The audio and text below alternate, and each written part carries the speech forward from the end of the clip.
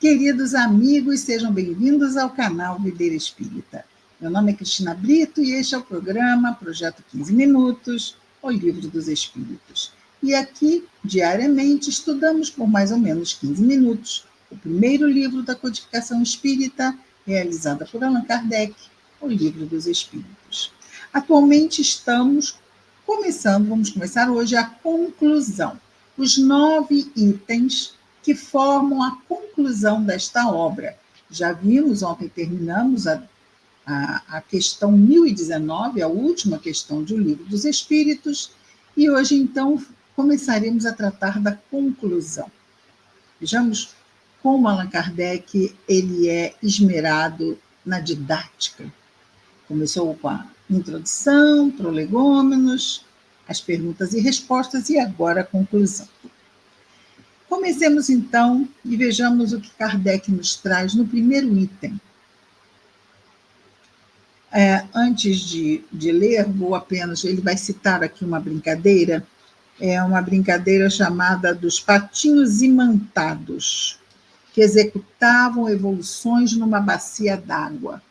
Então, colocava-se, vamos dizer, embaixo da bacia d'água, bacia de ferro, de metal, e embaixo dos patinhos, um imãzinho colado embaixo deles, são patinhos de brinquedo, não é?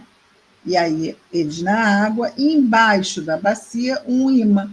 E aí ia se fazendo pouca água, não é? Ia se movendo o imã e os patinhos iam seguindo o imã. Por causa do magnetismo, não é? Dois ímãs, polos opostos, vão se prender um ao outro, e um vai e o outro vai atrás, como se estivessem mesmo, estão imantados, não é? Presos ali no magnetismo. Então, é uma coisa básica do básico, é uma brincadeira. E ele vai dizer: quem de magnetismo terrestre apenas conhecesse a brincadeira dos patinhos imantados, que executavam evoluções numa bacia com água, dificilmente compreenderia que ali está o segredo do mecanismo do universo. O magnetismo mantém, não é, os planetas girando em torno dos sóis. Então, o que se vê ali, mas não se sabe como é que aquilo acontece, não imagina que no macro do universo acontece da mesma forma. E ele continua: dá-se a mesma coisa com quem de espiritismo só conhece o movimento das mesas, ou seja, as mesas girantes, que aconteciam nos salões, não é? Nos saraus, que eram muito comuns no século XIX, não tinha barzinho, quer dizer, até tinha, vamos dizer assim, tinha os lugares onde os homens iam beber, ou então as casas de chá, mas eram feitos saraus, como se fossem festas. E nessas festas, os espíritos começaram a aparecer.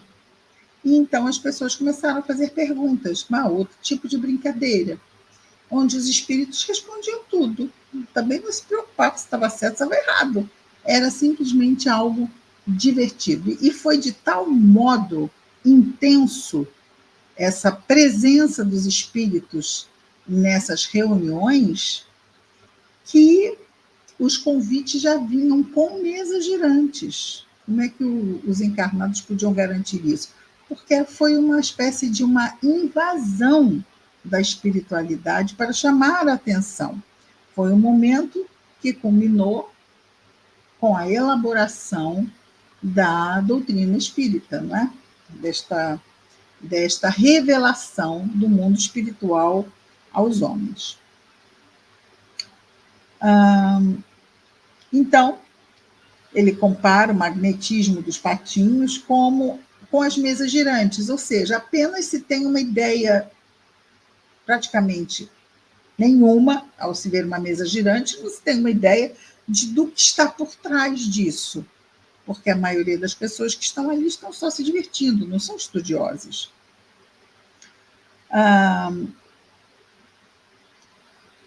Não vendo nesse fato, senão uma diversão. um passatempo da sociedade, sem compreender que esse fenômeno tão simples, tão vulgar, estamos em 1857, ou seja, ainda era comum haver reuniões onde isso acontecesse. Conhecido na antiguidade, sim, já aconteciam fenômenos espirituais na antiguidade. Até pelos povos semi-selvagens, possa ter ligação com as mais graves questões de ordem social. É a questão do por que existe sofrimento? O que estamos fazendo aqui, não é? Por que aquele sofre e aquele não?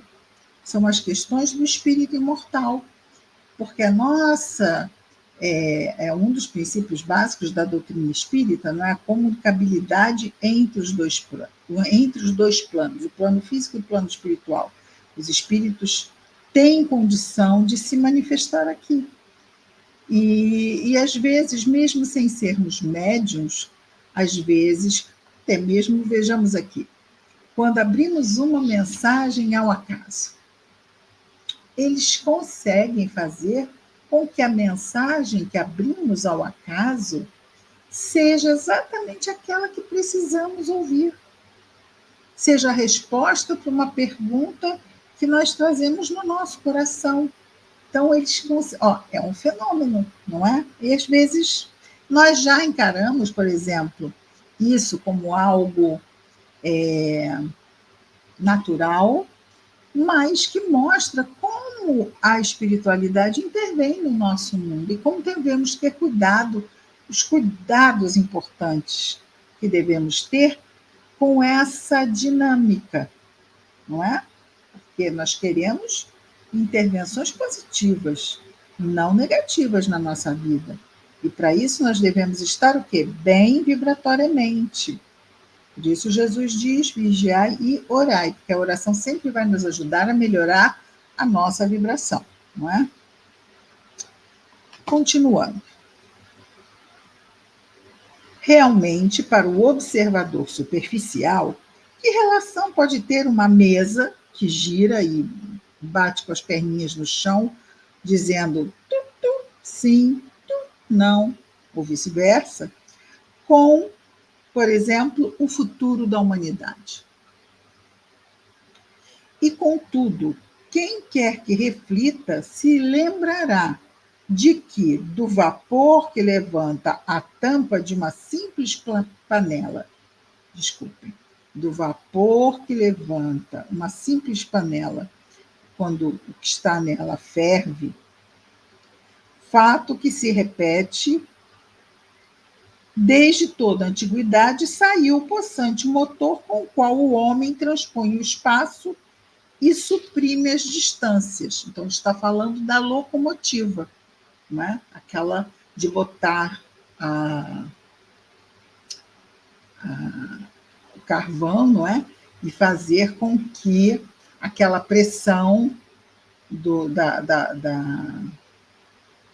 energia que é gerada naquele queimar faça mover o motor. Então, assim como levanta a tampa da panela, também move o motor da locomotiva. O mesmo princípio, claro, adaptado pelos cientistas que descobriram isso.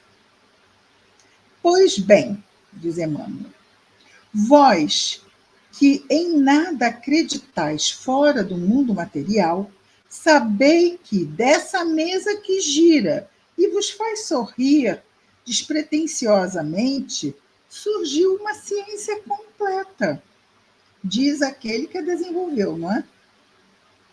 Bem como a solução de problemas que até então nenhuma filosofia pudera resolver.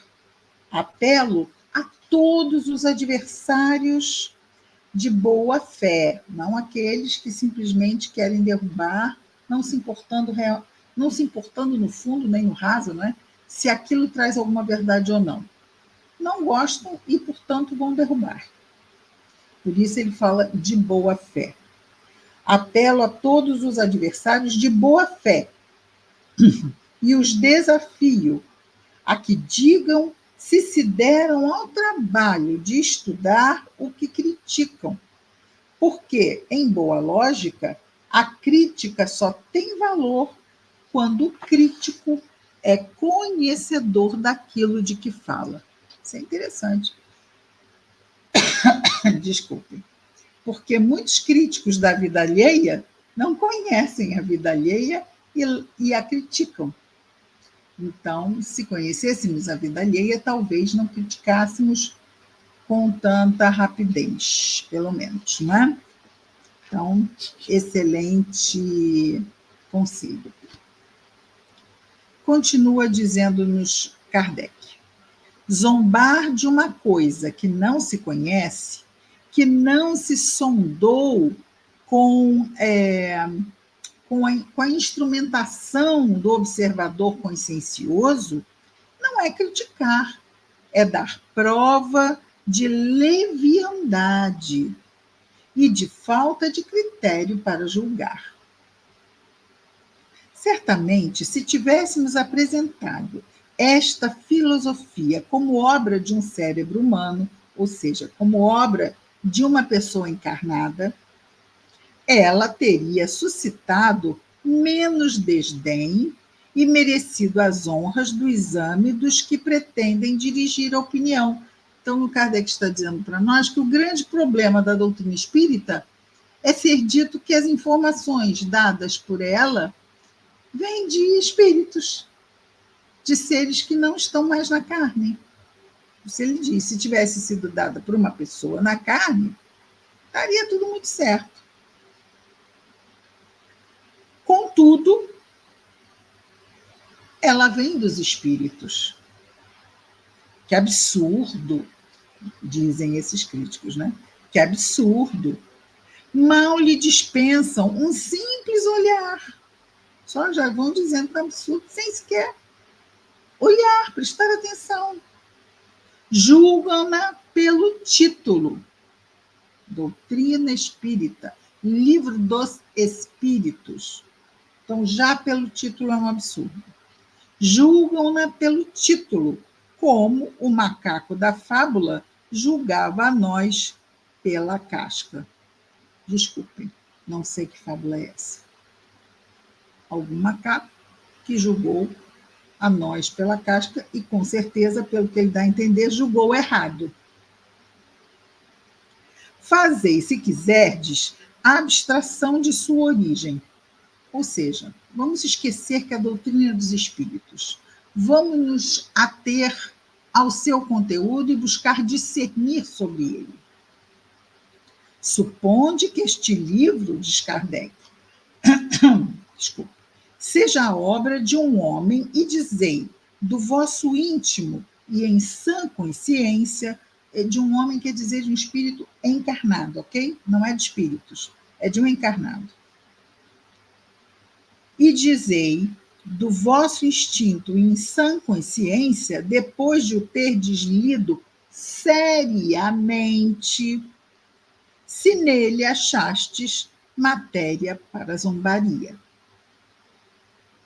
Então, aqui neste item 1, Kardec nos traz como o Livro dos Espíritos, que acabamos de ver aqui as perguntas e respostas, estava sendo criticado à época simplesmente por se chamar Livro dos Espíritos, que sequer os críticos o liam, já criticavam a origem. Então, Kardec diz, olha, vamos ter boa fé, esqueçamos, abstraiamos que sejam de espíritos, vamos nos ater à coerência do conteúdo. Vamos chamar a nossa razão para ver o que ali está, se aquilo faz sentido para nós. E aí, a partir daí, poder emitir alguma coisa sobre o sentido das coisas que a obra nos revela, antes de colocar o carro na frente dos bois, não é? Então, hoje ficamos aqui com este primeiro item da conclusão de O Livro dos Espíritos. Amanhã continuamos com mais um Projeto 15 Minutos, O Livro dos Espíritos. Até lá, muita paz a todos.